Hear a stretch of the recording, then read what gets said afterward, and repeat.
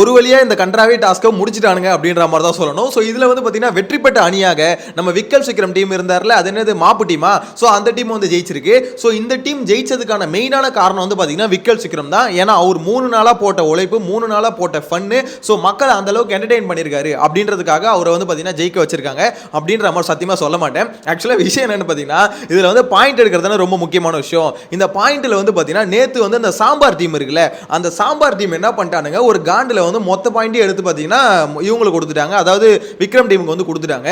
So அப்பயே பார்த்தீங்கன்னா கொடுத்ததுக்கான மெயினான காரணம் அந்த ப்ளூ டீம் மேலே இருக்க காண்டில் வந்து பார்த்தீங்கன்னா ஆரஞ்சு டீம் தூக்கி மொத்தமாக கொடுத்துட்டாங்க. ஸோ அதில் வந்து அவங்களுக்கு பாயிண்ட் அதிகமாக போச்சா. இதுக்கப்புறம் என்ன ஆச்சுன்னா இன்னைக்கு வந்து அந்த பாயிண்ட் கொடுக்க சொல்ல ஏகப்பட்ட சண்டை, எக்கச்சக்கமான சண்டை. அதில் விக்கல் சீக்கிரம் பார்த்தீங்கன்னா தரமான ஒரு வேலையை பார்த்தாப்புல. ஸோ அங்கே தான் விக்கல்ஸ் வந்து பார்த்தீங்கன்னா எவ்வளோ பெரிய கேடி, எப்படி வந்து மேனிபுலேட் பண்ணுவாப்புல அப்படின்ற மாதிரி தெரியும். ஸோ அதை பற்றி டீட்டெயிலாக சொல்கிறேன், அப்போ தான் உங்களுக்கும் புரியும் விக்கல் சீக்கிரம் வந்து எவ்வளோ உசாரான ஆள் அப்படின்ற மாதிரி. ஆக்சுவலாக என்ன விஷயம் பார்த்தீங்கன்னா இந்த டாஸ்க்ல வந்து பார்த்தீங்கன்னா இன்னைக்கு வந்து பிக் பாஸ் எல்லாரையும் கூப்பிட்டு இன்னைக்கு யார் யாருக்கு எத்தனை பாயிண்ட் கொடுக்க போறீங்க அப்படின்ற மாதிரி கேட்கிறாரு. ஸோ அதில் வந்து சரியான ஃபைட்டு, அதாவது நீ போறதா நான் போறதா அப்படின்ற மாதிரி சரியான சண்டை வருது.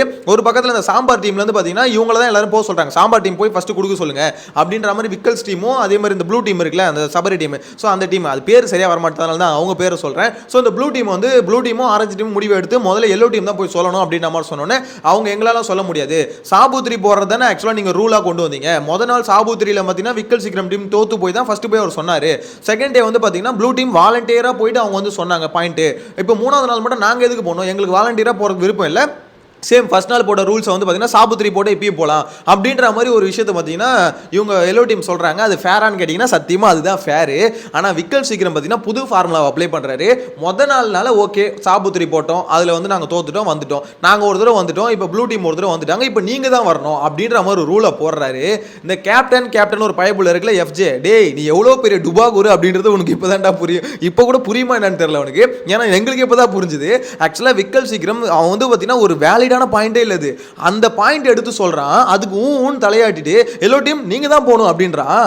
டேய் எஃப்ஜே யாரா நீனு. ஆக்சுவலா இதுக்கு முன்னாடி அந்த ப்ரோமோல பார்த்தீங்கன்னா சாண்ட்ரா காலில் போய் விழுந்துருப்பார்ல, அதெல்லாம் அந்த சமயத்தில் நடந்தது தான். ஆக்சுவலா அந்த இடத்துல எஃப்ஜே என்ன சொல்லியிருக்கணும், ஏ விக்கல்ஸே நீ தான் அந்த சாபுத்திரி போடலாம் அப்படின்னு சொல்லிட்டு ரூல்ஸே கொண்டு வந்த, ஸோ அந்த ரூல்ஸை முத நாள் ஃபாலோவும் பண்ணிட்டேன், அதில் தோத்து போய் தான் வந்து நீ சொன்ன, நீயா வாலண்டியரா முத நாள் வரல, அந்த ரூல்ஸ் ஒன்று கொண்டு வந்தேன். செகண்ட் டே என்ன பண்ணிட்டாங்க, அவங்க வாலண்டியரா வந்தாங்க, ப்ளூ டீம் வந்துட்டாங்க.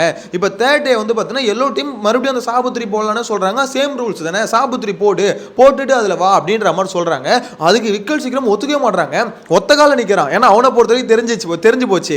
முதல்ல இன்கேஸ் ஆரஞ்சு டீம் வந்து வச்சுக்கோங்களேன், இவங்க என்ன பண்ணுவாங்கன்னா ஓகே யாரு இப்போ அவங்களுக்கு ஆவாதவங்க யாருன்னு பார்த்து மொத்த காயினி இந்த சாம்பார் டீம் என்ன பண்ணும், விக்கல் சீக்கிரம் டீமை தோக்கடிக்கிறதுனே வேற ஏதாவது பண்ணும், இல்லைன்னா ப்ளூ டீம் தோக்கடிக்கிறதுக்கு ஆரஞ்சு டீம் கொடுக்கும். ஸோ ஏதோ ஒரு விளையாட்டு அவங்களால விளையாட முடியும் அந்த பாயிண்ட்ஸ் வச்சு. இப்போ போயிட்டு என்ன பண்றது, வேற வழி இல்லாமல் நீங்க தான் சொல்லணும் சொல்லிட்டு எஃப்ஜே சொல்லவும் கிட்டத்தட்ட ஒரு 1 hour இந்த கான்வர்சேஷன் போது கடைசி வரைக்கும் முடிய வரல. ஆனால் பிக் பாஸ் கிட்ட போய் எஃப்ஜே முறையிடுறாரு, பிக் பாஸ் இந்த மாதிரி நான் கூப்பிட்டேன், ஆக்சுவலாக இவங்க யாரும் வரமாட்டாங்க, இப்போ நான் கேப்டனாக ஒரு டிசிஷன் எடுக்கிறேன் பிக் பாஸ், எஃப்ஜே ஒரு தலையான ஒரு டிசிஷன் எடுக்கிறேன், எல்லோ டீம் தான் முதல்ல வரணும் அப்படின்ட்டான். டேய் இதில் என்னடா நீ டிசிஷனு, பிக் பாஸ் வந்து பார்த்தீங்கன்னா இந்த இடத்துல ஓகே அப்படின்ற மாதிரி சொன்னார். ஆனால் நீ எடுத்ததுக்கு வந்து பார்த்தீங்கன்னா அவங்க சம்மதிக்கும், இவரோட டிசிஷனை சொன்னார், என்னோட டிசிஷன் இதுதான் அப்படின்ற மாதிரி தான் சொன்னாரே தவிர பிக் பாஸ் வந்து பார்த்தீங்கன்னா அதை ஓகே இது எல்லாம் அப்ளை பண்ணுங்க அப்படின்ற மாதிரி சொல்லவே இல்லை. ஸோ அதை புரிஞ்சுக்கிட்டு எல்லோ டீம் என்ன பண்ணாங்க, இல்லை இது உன்னோட முடிவை பிக் பாஸ் சொன்னேன், பிக் பாஸ் ஓகேன்னு சொன்னார், அந்த முடிவுக்கு நாங்கள் கட்டுப்படணுமா இல்லை நாங்கள் தான் முடிவு பண்ணணும்னு சொல்லிட்டு பேசிக்கிட்டு இருந்தாங்க. கொஞ்ச நேரம் கழிச்சு இப்படியே கான்வர்சேஷன் போக கடைசியில் பார்த்தீங்கன்னா அந்த எல்லோ டீமில் இருக்க சில பேருக்கு பயம் வந்துச்சு, யாருன்னா கனி வியானா இவங்களுக்குலாம் கொஞ்சம் பயம் வந்துச்சு, என்ன இது ரூல்ஸ் நம்ம பிரேக் பண்ணுறோமா என்ன, பிக் பாஸ் சொல்லி நம்ம கேட்கலாம், நாலு பேர் அதை பிரச்சனையாகிட போகுதுன்னு பயம் வந்தோன்னே உடனே சாண்ட்ரா கிட்ட போயிட்டு அக்கா நீங்கள் போய் சொல்லிடுங்க, என்ன இருந்தாலும் பிக் பாஸே சொல்லிட்டாரு, ஸோ அப்படின்னு ஓகேன்னு சொல்லிட்டாரு, இப்போ போய் நம்ம சொல்லிடணும் அப்படின்னு சொல்லிட்டு அவங்க போயிட்டு பார்த்தீங்கன்னா ஓகே இப்போ என்ன சொல்லணும், 2 டீமுக்கும் 0 பாயிண்ட் தானே, நான் போய் இருங்க சொல்லிட்டு வரேன்னு சொல்லிட்டு போயிட்டு உங்கள் டீமுக்கும் 0 தான், உங்கள் டீமுக்கும் 0 தான், எங்களால் ஒரு காயினும் கொடுக்க முடியாது அப்படின்னு சொன்னோன்னே நெக்ஸ்ட் வந்து பார்த்தீங்கன்னா விக்கல் சிம்கிரம் வந்து ப்ளூ டீமுக்கு வந்து 2 பாயிண்ட் கொடுக்குறாரு, எல்லோ டீமுக்கு ஆஸ் யூசுவல் 0 கொடுத்துறாரு. ஸோ கொடுத்தோன்னு பார்த்தீங்கன்னா அதுக்கடுத்து ப்ளூ டீம் வராங்க, ப்ளூ டீம் அதே மாதிரி எல்லோ டீமுக்கு 0 கொடுத்துட்டு ஆரஞ்சு டீமுக்கு 1 பாயிண்டோ 2 பாயிண்டோ என்னமோ 1 பாயிண்ட் எதுமோ தராங்க. ஸோ ஃபைனலாக பார்க்கும்போது விக்கல் சிக்ரம் டீம் வந்து பார்த்தீங்கன்னா 16 பாயிண்ட்ல இருக்கு.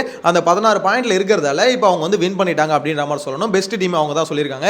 ஸோ இவங்களுக்கு என்ன கிடைக்கும் அப்படின்ற மாதிரி பார்த்தீங்கன்னா இவங்க வந்து கேப்டன்சி டாஸ்க் இருக்குல்ல, அந்த டாஸ்க்ல வந்து இவங்க கலந்துக்கலாம், கண்டிப்பாக அதுக்கான ஆப்பர்ச்சுனிட்டி அவங்களுக்கு கொடுப்பாங்கன்னு வச்சுக்கோங்களேன். ஆனால் இதில் என்ன மேட்டர்னா இதில் முதல்ல விக்கல்ஸ் விக்ரம் டீம் வந்திருந்தாலுமே எனக்கு தெரிஞ்சு விக்கல்ஸ் டீமை தான் ஜெயிக்க வச்சிருப்பாங்கன்னு தோணுது. ஏன் சொல்லுங்க, எல்லோ டீமோட டார்கெட் வந்து பார்த்தீங்கன்னா ப்ளூ டீமா ஆரஞ்சு டீமா அப்படின்னு பார்க்கும்போது எனக்கு தெரிஞ்சு ப்ளூ டீமை விட ஆரஞ்சு டீமை தான் ஜெயிக்க வச்சிருப்பாங்க. இதுக்கு எதுக்குடா இவ்வளோ பெரிய சண்டை போடுறீங்க? ஏன்னா ரெண்டு டீமில் ஒரு டீமை ஜெயிக்க வச்சு தான் ஆகணும். அவங்களுக்கு அவங்க கிட்ட இருக்க பாயிண்டை வச்சு அதை தான் பண்ண முடியும்னு வச்சுக்கோங்களேன். ஸோ அப்படி இருக்கும்போது இந்த ரெண்டு டீமில் ஒரு டீமை ஜெயிக்க வைக்கிறதுக்கு அவங்க பாயிண்டை வச்சு விளாட்லான்னு நினச்சாங்க.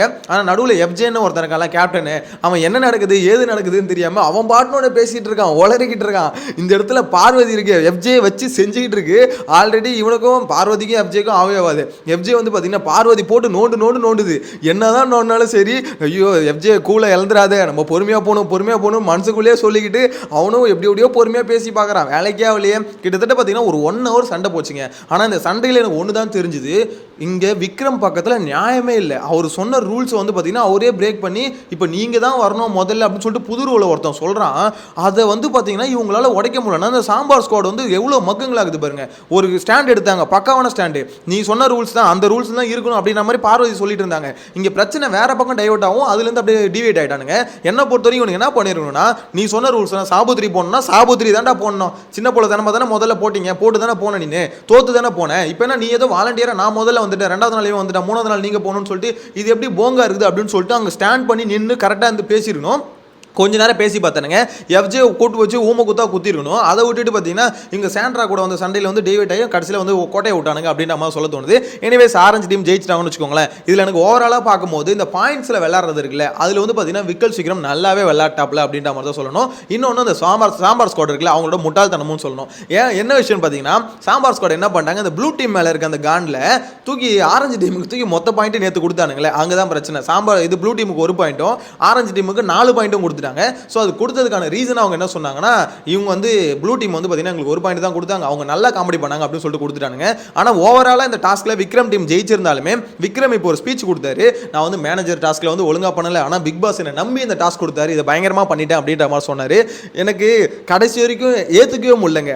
அதாவது இதில் என்ன விஷயம்னா, இதில் பயங்கரமாக பண்ணதுன்னு எதை சொல்கிறதுன்னு தெரியல. ஏன்னா நான் 3 டீமே சேர்த்து சொல்கிறேன், பயங்கரமாக பண்ணது. ஏன்னா முதல் 2 நாள் நம்மளே பார்த்தோம் ஷோ எப்படி மட்டமாக போச்சு அப்படின்றது. இன்னைக்கு ஓரளவுக்கு எங்கேஜிங்காக போச்சு. ஸோ அதில் வந்து பார்த்தீங்கன்னா பாசிட்டிவ் ஆர் நெகட்டிவ் உண்மையை சொல்லுங்கள், மனசாட்சியத்தோடு சொல்லுங்கள். இன்னைக்கான ஷோ எப்படி இருந்தது, அதாவது லைவை பார்த்தவங்களுக்கு. நேற்று முந்தானேத்து செம்ம ஃபன் பண்ணார்ல விக்கல்ஸ் விக்ரம், இன்னைக்கும் ஃபன் பண்ணன்றாரு. நான் பார்க்கல, நேற்று முந்தானேத்தும் பார்க்கல. ஸோ நீங்கள் சொல்லுங்கள், இன்கேஸ் விக்கல்ஸ் விக்ரம் காமெடி நீங்கள் பார்த்துருப்பீங்களே, அவரோட டேலண்ட்டை காமிச்சிருப்பார்ல, திறமையை காமிச்சிருப்பார்ல, ஸோ அந்த திறமையெல்லாம் நீங்கள் பார்த்துருப்பீங்களா? பார்த்துருந்தா அந்த திறமையை வந்து எப்படி நீங்கள் ரேட் பண்ணுவீங்க? அது வந்து பயங்கரமாக இருந்தது, அதனால தான் விக்கல்ஸ் விக்ரம் டீம் வந்து இந்த அளவுக்கு வந்திருக்குன்னா மக்கள் சப்போர்ட்டையும் எடுத்துருக்கு அப்படின்ற மாதிரி சொல்ல வரீங்களா? அதெல்லாம் ஒன்றும் இல்லை. அங்கே வந்து பார்த்தீங்கன்னா இவனுங்க இதை காமெடின்னு விக்கல்ஸ் விக்ரம் நம்ப வச்சிருக்காருல்ல, அதுதான் விக்கல்ஸ் விக்ரமோட பெரிய டேலண்ட்டு, இதுதான் என்டர்டைன்மெண்ட் நம்ப வச்சிருக்காருல, இதுதான் விக்கல்ஸ் விக்ரமோட பெரிய டேலண்ட்டு. உள்ள இருக்க எல்லாரையும் பார்த்தீங்கன்னா ஏமாத்திட்டாரு. இதுதான் அந்த ஆள் வந்து பார்த்தீங்கன்னா பயங்கரமான ஒரு எப்படி சொல்ல கிரியேட்டர்னு காமிச்சிட்டாரு அப்படின்ற மாதிரி சொல்ல வரீங்களா? என்னை பொறுத்தவரைக்கும் நான் செகண்ட் சொன்னல அதுதான் சொல்ல தோணுது. ஏன்னா இங்கே ஏற்றுக்க முடியாத ஒரு விஷயமா நான் பார்க்குறது என்னன்னா, இந்த 2 நாளில் என்டர்டைன்மெண்ட் அவங்க பண்ணது வந்து எனக்கு தெரிஞ்சு என்டர்டைன்மெண்ட் இல்லை. அதாவது அவங்க வந்து காமெடி மட்டுமே ஒரு என்டர்டைன்மெண்ட் அப்படின்ற மாதிரி சொல்ல வராங்க. அது எனக்கு தெரிஞ்சு அப்படி படலை. இன்னைக்கு வந்து ஷோ ஓரளவுக்கு எங்கேஜிங்காக போச்சுன்னு சொன்னல, அது பேர் என்னது? ஒரு ஷோவை நம்ம எதுக்காக பார்க்குறோம்? அது ஒரு என்டர்டைன்மெண்ட் தான். அது நீ காமெடியாக இருக்கலாம், சோகமாக இருக்கலாம், சேடாக இருக்கலாம், இல்லை வந்து எப்படி சொல்கிறது ஃபைட்டாக இருக்கலாம், ஒன்றா இருக்கலாம். அது வந்து எங்கேஜிங்காக நம்ம மக்கள் வந்து ஆடியன்ஸை வந்து இழுக்கணும். ஓகே என்னடோ நடக்குது, என்ன நடக்குது, இன்ட்ரெஸ்டிங்காக இருக்கே அப்படின்ற மாதிரி இழுக்கணும். ஆனால் நேற்று முந்தானேத்து சுத்தமாக இழுக்கல. நம்மளே பக்கத்தில் போய் உட்காந்து போடா இங்கேருந்து அப்படி செவுளில் வச்சு துரத்துற மாதிரி தான் இருந்தது ஷோ. ஸோ இதில் வந்து என்டர்டைன்மெண்ட்டில் பக்காவாக கலக்கிட்டு அதில் வந்து கோப்பையை எடுத்துக்கிட்டு நிற்கிற மாதிரி 3 எல்லாம் போஸ்ட் கொடுத்துட்டு இருக்காங்க. எங்கே போய் சொல்கிறேன்னு தெரியல. உங்களோட கருத்து கமெண்ட்டில் மென்ஷன் பண்ணுங்கள். நெக்ஸ்ட் வீடியோவில் மீட் பண்ணலாம். Bye by.